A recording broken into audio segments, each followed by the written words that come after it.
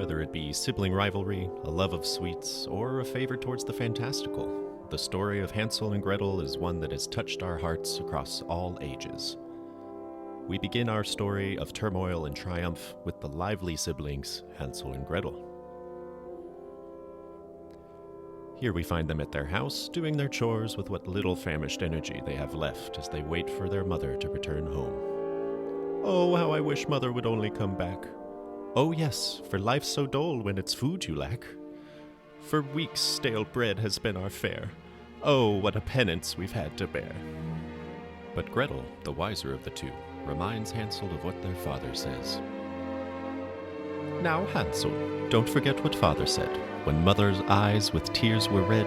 In the darkest hour of grief, heaven above will send relief. Hansel, the lazier and more insatiable of the two, bites back at Gretel. On prayers we shall never grow fat. How long now can it be since we had something nice for tea? Dear Gretel cheers up little Hansel by sharing a juicy secret. Their neighbor left milk for mother, and rice pudding is most definitely in their future. Hansel, in his gluttony, seeks out the milk and, like any little brother, dollops the cream right on top of his finger and laps it up. In her outrage, Gretel scolds Hansel to get back to work. Hansel, now seduced by the decadence of sweet cream, has no flavor for work and convinces Gretel to dance and sing with him. Little brother, dance with me. Take my hand, advance with me. 1 foot in, 1 foot out. Bow your head and turn about. Sister, I must sorry sight. Which is left and which is right? Show me once more how it goes, then I might avoid your toes. With your foot you tap, tap, tap. With your hands go clap, clap, clap. 1 foot in, 1 foot out. Bow your head and turn about. With your foot you tap, tap, tap. With your hands go clap, clap, clap. 1 foot in, 1 foot out. Bow and turn about. Brother, you have learnt it well. Dancing breaks the gremlin spell. Once the boy gets down to school, maybe he's not such a fool. Make your head go quick, quick, quick. Make your fingers go click, click, click. 1 foot in, 1 foot out. Take a bow and turn about. Make your head go quick, quick, quick. Make your fingers go click, click, click. 1 foot in, 1 foot out. Bow and turn about. Dance it nimble, dance it neat. Make it twinkle from your feet. When two children join together, they are more than twice as clever. Let all thy children join the dance with us. Do not cry alone. All brothers are unkind to us. This dance is still our own.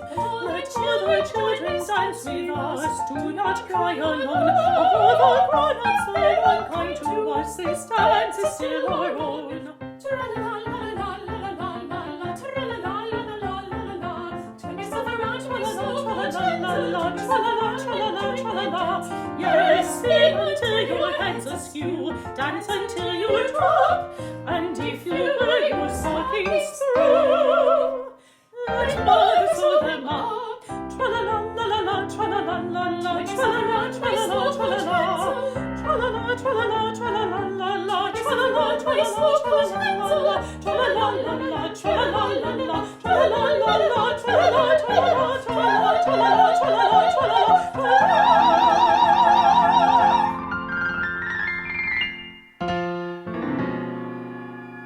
What is all this noise and disturbance? Gretel blames Hansel, and Hansel blames Gretel. Their mother turns to their work, noticing that Gretel had hardly started her sock and that Hansel's broom was in the same shape. In an outrage, she scolds the children for their laziness and furiously twirls around, knocking over the jug of milk. Ah! What are we going to do for dinner now, you little gnome? Wait until your father comes home. Out to the wood. Go, look for strawberries, and be good. For if you don't fill this basket today, I will thrash you both till you learn to obey. The children, terrified by their mother's anger and fury, run into the woods to retrieve the strawberries, leaving their mother to wallow over the broken jug of milk. After all, if the children had been responsible and done their work, the jug would still be intact. What's this? I hear a rumble in the woods. And a song being sung. The father has returned from town. He must have some good news in that big bag of his. Hey there, mother, here I come. Tra-la-la-la, tra-la-la-la. I bring luck, my sugar plum. Honey, I'm home. The father barrels into the house, stumbling over himself and his large sack as he breaks through the hearth. He lays a wet and stinky kiss on his wife. Oi, you reek husband, have you returned just to sully our house? I've returned to save our house. Look at all that I've bought with the money from my brooms. A saving grace indeed. Father rips open his sack, pulling the items out as if each one were a delicate gift from God himself. Bacon, butter, flour, sausages, 14 eggs, beans, onions, and a quarter pound of coffee. What a sight. We'll eat like royalty. Let us toast the broomstick maker. No, wait. Where are Hansel and Gretel?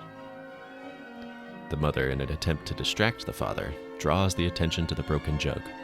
Let me tell you this, our new jug is smashed to bits. What? The jug is smashed, you say? And the milk's all run away. But say, just where are those children of mine? For aught I care, at the Ilsenstein. The Ilsenstein? Are you out of your mind? For the father knew of a dark magic that existed within the woods of Ilsenstein. A dark magic that had claimed numerous children before, yours and mine. There is an evil witch that resides deep in the woods. Day by day she waits, like a cat for a mouse, within her crispy, crunchy house. And children nice she'll soon entice inside that house of sugar and spice. She seizes her prey and drags them away.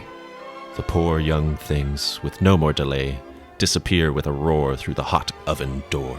And then, later on, when baking is done, from the oven come gingerbread children.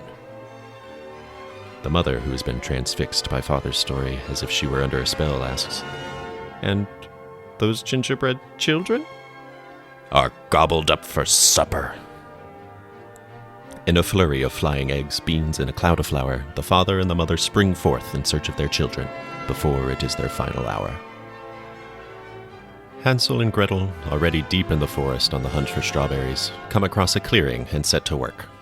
Gretel weaves a crown of flowers while Hansel continues collecting strawberries. Like clockwork, they both finish their tasks at the same time. Hooray! You see my basket is nearly brimful. Now mother's sure to be pleased with Hansel. This garland of mine is ready. Look, I've never made one quite so fine. Gretel tries to place the garland on Hansel's head, to which he recoils and states, Boys don't wear silly things like these. They are meant for girls, if you please. Hansel gives Gretel his basket of strawberries, and the two play. Not more than a minute passes when the children hear a cuckoo from far away. The children are lost. As the darkness settles into the woods, the children think they see something moving.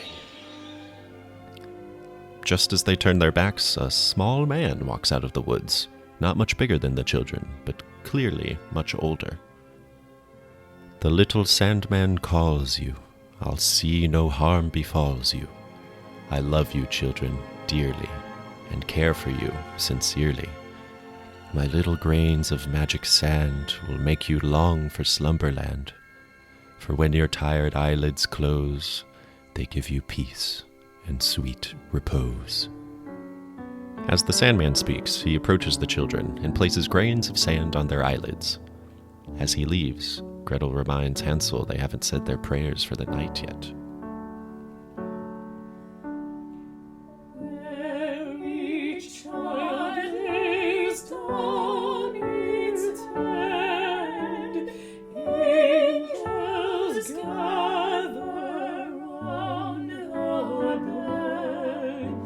To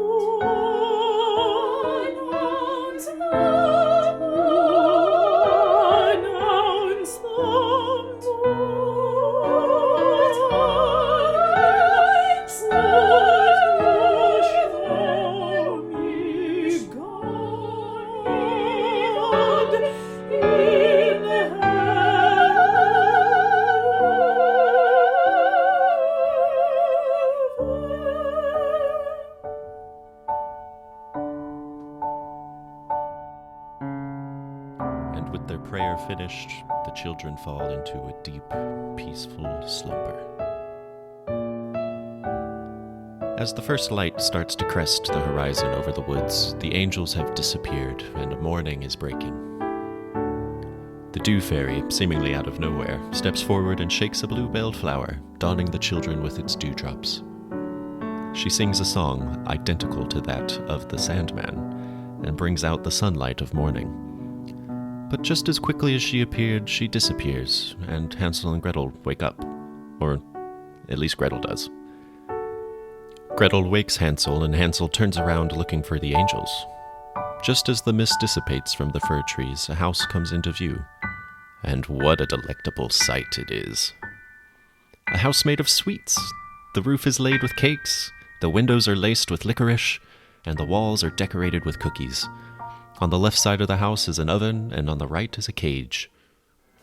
A worrying sight to most, but when there's so much sugar on the house, even the best child would love this host.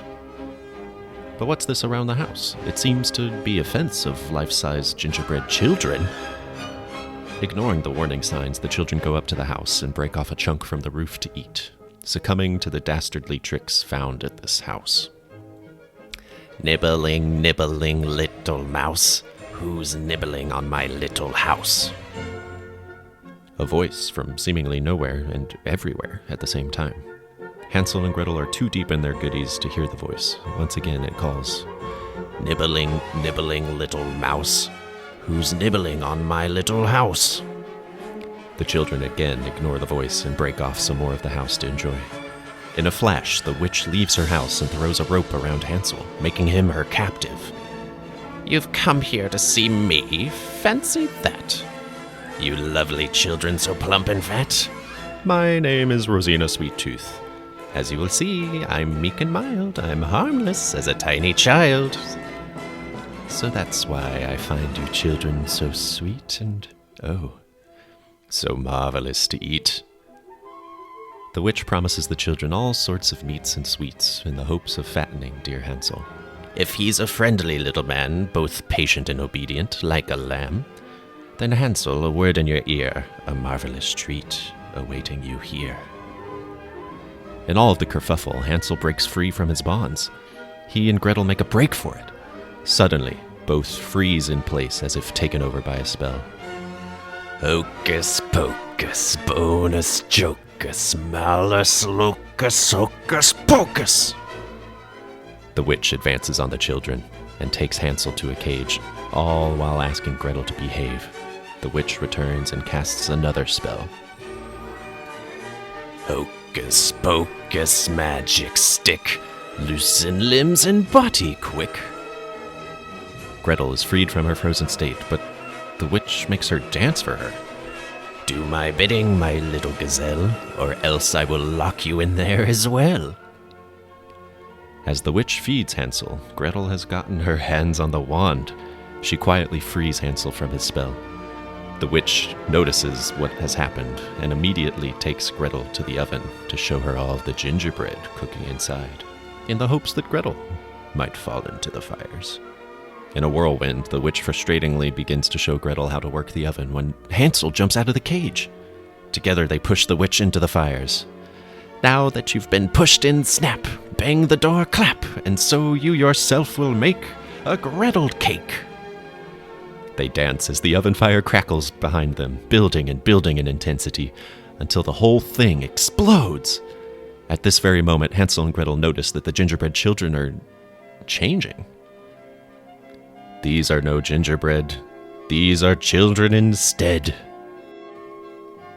It worked. The children are unfrozen and free from their spell. A billowing voice is heard from the woods calling out, "Hansel, Gretel!" "Look, there they are, my dear." Hansel and Gretel are reminded of what Father always says. In the darkest hour of grief, heaven above will surely send relief.